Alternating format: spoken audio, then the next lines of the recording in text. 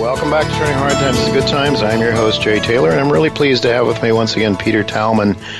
He is a geologist. He's a president, CEO, and a director of Klondike Gold Corp., and he's had many years of experience as a professional geologist, as an entrepreneur. He has 35 years, actually, something like that, of experience in the mining industry, and he's worked in Canada, Chile, Mexico, and Australia, and now in the Yukon. Thanks for joining me again today, Peter.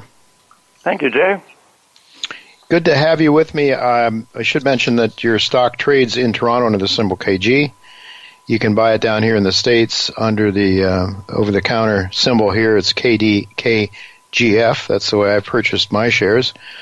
96.7 million shares outstanding. I saw it at around a little under 20 cents U.S. money, giving it a market cap around $19 million, which I think is a minuscule market cap compared to what I'm hoping, believing, very possibly you might be able to show to the markets in the future and maybe starting this year. So I want to ask you a little bit about what you've accomplished, what you learned from last year, and where that might be taking you in the 2018 season, your summer season when you do your exploration work up there. It's my understanding that there may be some legitimate comparison between your Klondike prospect up there in the Yukon and the very famous, or at least a very successful exploration effort at the coffee project that Kaminak had. Now, can you talk a little bit about that? I mean, that was a very successful story. I was looking at a stock chart earlier today. That stock went from somewhere around 10, 15 cents or so in 2008 to $4.50 by 2011. Now, that's a pretty darn good return. Can you share if in fact you believe there are some similarities geologically and perhaps on a project basis, if there's some similarities there between your project and the coffee project? Well, and that's really what's come to the fore since, well, when we last spoke in October, I said we would go off and do compilation work, and that's one of the things we've been working on, is looking at basically our neighboring property, which is the coffee deposit that Kaminak had. Mm-hmm. And some of the units that are on our property are the same as are in the mine plan and are mineralized with gold at coffee. Oh. It's supposedly, well, and it probably is, it's a different age mineralized system, but it structurally is exactly the same as what we're seeing in the Klondike.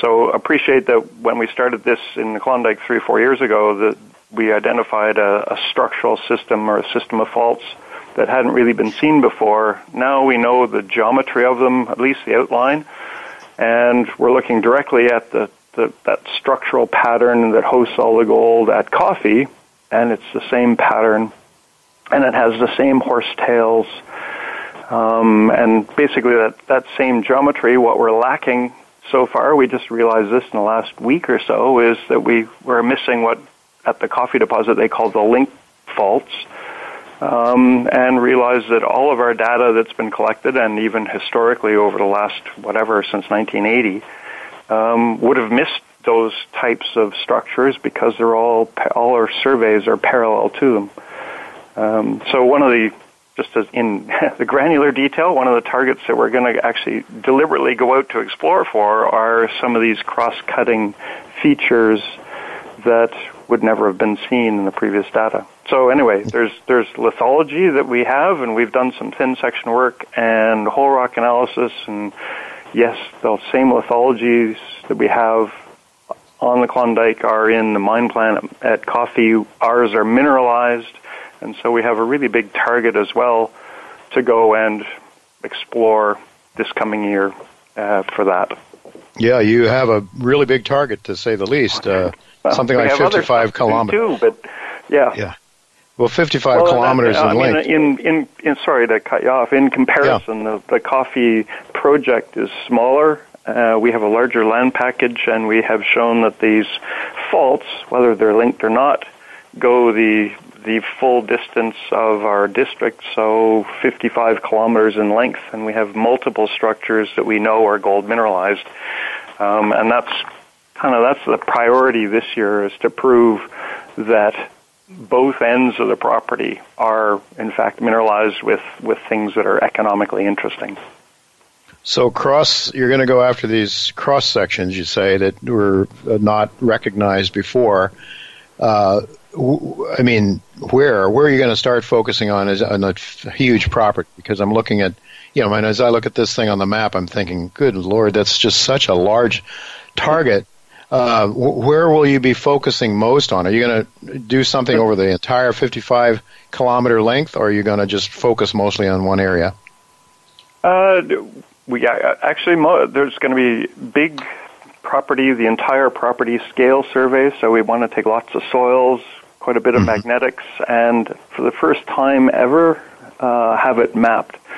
And currently on any map, it's all called the undifferentiated Klondike schist, so we need to know what lithologies are there, and that'll be done by the end of this year too. But the focus is going to be still in the Lone Star to Nugget to El Dorado area, where basically we've done the most work. And we have some obvious places where there could be cross structures. The cross structures themselves aren't really the driving focus this year. This year is going to be delineate, at Lone Stars, just to go back a bit. Last year we drilled off mineralization that's at least a kilometer in length and still open, and we more or less marched to drill a long strike. The compilation work we've done over the winter, and we have it all now 3D modeled. We realized that the Bonanza Fault, which we knew is the control to the gold mineralization, is a continuous dipping sheet. All of our gold that we intersected last year in the drilling sits directly in the hanging wall of that fault, and it dips a considerable way, and we have kind of one lone hole, 300 meters down dip on the Bonanza Fault. It has mineralization in it, and at that, for as deep as that mineralization is, it's still sitting 85 meters from surface because the fault follows the dip of the slope. And so the thing that we get to do that Kaminak did before, you'll see from a news flow point of view, we're going to do delineation, stepping down dip, and just release sections. We need to know the geometry of it and whether all of that plane is mineralized. And so there's a big dip extent that makes a perfect open pit if you look at it from that perspective. And that's kind of the meat and potatoes, playing, as I call it, playing Battleship, the old game. You just kind of drill it on a grid and see how much gold is there. And that the other priority then is jump to the other end of the property at Gold Run. It's another creek that has 1 million ounces or more of gold plucked from the gravels at surface with no explanation of where that came from. And we located very late in the year last year some grab samples and the geology that's identical to Lone Star 55 kilometers away. It may actually be the very same structure that is at Lone Star, with considerable quartz veins, lots of visible gold, also some rocks that have disseminated gold in it, and we want to drill that too.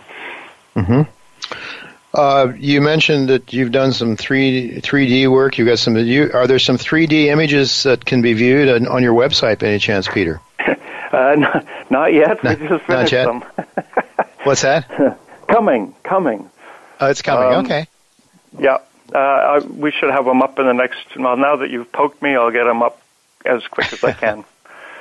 But good. It's important we like pictures. In that 3D image that we saw, it was a week ago, we finally got it all together. It shows the continuity really well, and with the gold mineralization we know about it, that's a substantial advancement in our understanding, and that earned me a nice glass of wine, actually. Good for you. Well, you deserve it, I'm sure. So, the thing about when you have such a major target like this, it's good news, bad news. Bad news in the sense that it takes forever before you can start to put enough drill holes close enough together to come up with a statistical assessment of what you have in terms of grade and tonnage and so forth. When do you think, and how soon do you think investors might start to see something like that take shape? will you be focusing around the Lone Star area to come up with a deposit at some point in time, Peter? Or is that years away, months away? When might we start to see or get a sense or some hope for, finding out what you might have in the ground? Well, and I am sympathetic to that view of, show me what you have sooner rather than later. Looking at the Kaminak timeline, basically what we're considering now is to follow that. So they started exploring in 2008, and it was 2012, I believe, when they had a geological report, a 43-101 independent report of potential stuff. And then the following year in 2012, 2013, they had our first resource estimate. And so we're going to get that work we need to get done is map the property, do some geochemistry over it all, magnetics, and that underlying fundamental geoscience, and we'll have that done this year. And the objective is to have a 43-101 initial report produced by fall based on those results. So that might be January to March of 2019. And if we will have spent the year drilling this year, we're going to drill 50 to 70 holes at least. Most of them will be on Lone Star, as you say, because Lone Star is the most obvious target that has potential to host mineral resources. So drill that off on sections that would allow us to have an estimate. That doesn't necessarily mean, in my opinion, I don't think Lone Star is going to be the best of what we can find, but it's the first. So let's get on it and get on that track of, it's very Kaminak-esque, to be honest, in terms of the timeline. I might just point out to my listeners that whilst it was about a 5-year period there where Kaminak came up with a resource finally, it was, as I looked at the stock chart, it was like 2011, not 2013 when the stock peaked. So that just to keep in mind, my listeners should keep in mind that you don't want to wait until they come out and tell you how much they've got. You got to keep up with the drill results, and Peter, you'll be having some of those coming through, I suppose. We might expect late summer, early fall. Earlier than that, I hope. So as soon as we can get on it this year, call it June 1st, we'll start drilling. So late July, if not earlier, for the beginning. And then we'll have a continuous flow through October. All right. With just about a minute left here now, do you, I think you've got, a couple $1 million in the bank, perhaps $2.5 million or so. Will that get you through the year, or are you going to need to raise some more money this year? No, we have $6.5 million in you $6.5 million, good. And we have budgeted $2.5 million this year, so it's more than what we spent last year. Good. And we have a provisional budget of $2.5 million for next year, and we would still have money left over to work in 2020. Really, we don't need funding. We also have $8 million of at or near the money warrants controlled primarily by insiders that we can exercise when we need more. So basically, if you're an investor now, you'd get 2 years worth of drilling without money raised at these prices for certain. And that's 100 to 150 drill holes worth of results. Well, that's very important. I can tell you as a shareholder to know that, and I was forgetting that you had raised that much money earlier, that you have a couple of years worth of drilling and you don't have to go back to the well and dilute my interest. I came in at an early stage, and I think that's what's so unfair about a lot of these situations is the people that come in at the most risky time frames are the ones a lot of times that end up getting hurt the worst. But if you don't have to raise money and you've got the drill turning for the next couple of years, I think that's very good news. Anything else, Peter, before we call it quits today, given our time limits? I think we have fundamentally changed the view of the Klondike. We've made some observations that no one else has looked at the Klondike in the way we have. We've identified gold mineralization that nobody has really considered worthy of prospecting before, and there's substantial amounts of it. So I think we're definitely on to something, and we can finally begin to explain the multiple sources of the Klondike alluvial placer gold. Well, that's very exciting. Well, I really look forward to seeing you up there in Vancouver coming up at the Metals Investor Forum very soon. So, it's good news, Peter. Thank you so much for being with us, and we'll look to keep our listeners up to date going forward as you hopefully have some really good news coming forward in the next few months. Thanks so much for being with us again. Thank you very much, Jay.